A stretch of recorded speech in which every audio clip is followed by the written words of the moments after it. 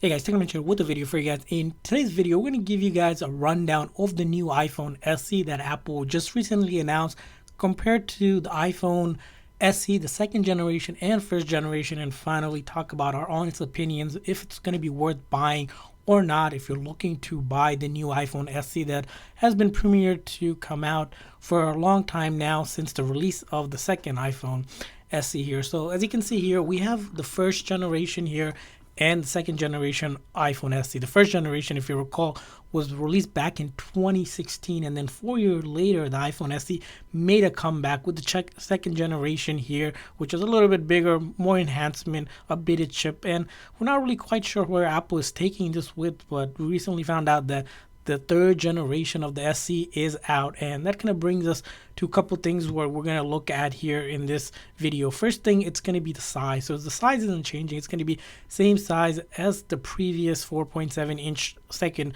edition of it. In a way, a lot of the things are still going to be the same. You're going to have that top notch, bottom notch with the fingerprint, and then what is going to be updated, it's going to be the chipset on it. So if you haven't looked at the specs yet, it's going to have that A15 Bionic chip, which again is the same chip that is used on the iPhone 13 lineup. So it's definitely going to be powerful compared to the iPhone SE second generation, which runs on a 13 Bionic chip. The 15, of course, is the latest, which is just slightly going to make it faster. And it also improves things like graphic performance, also battery. So this is where the efficiency comes in battery. The battery size might not really change in terms of the mAh, but the efficiency that you get is basically 2 hours more than you have gotten on the iPhone SE2. So you're going from 13 hours to 15 hours on the new iPhone SE third generation. And then the big thing, it's going to be 5G. So on the new iPhone SE here, you're going to get 5G compatibility, which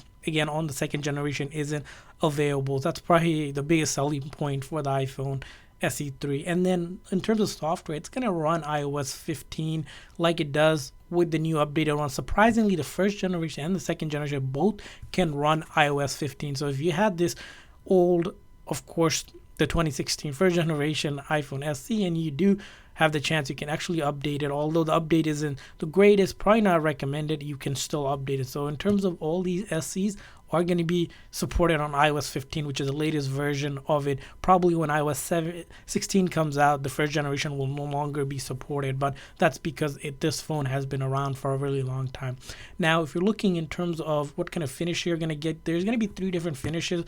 Initially, it's going to be Midnight, Starlight, and then of course the product red edition. So 3 different pricing point of it. Of course, there is no more gold like the iPhone 8 if you're thinking of. So it's similar to the finish of the second generation. In a way, the build and the body of the iPhone third generation SE, it's going to be pretty much a replica of the second generation, besides the update to 5G and of course a faster chip on it. And that kind of brings us to a couple other things. Of course, there's updates to camera like smart HDR and then photographic styles, which again, not really sure, really big enhancement.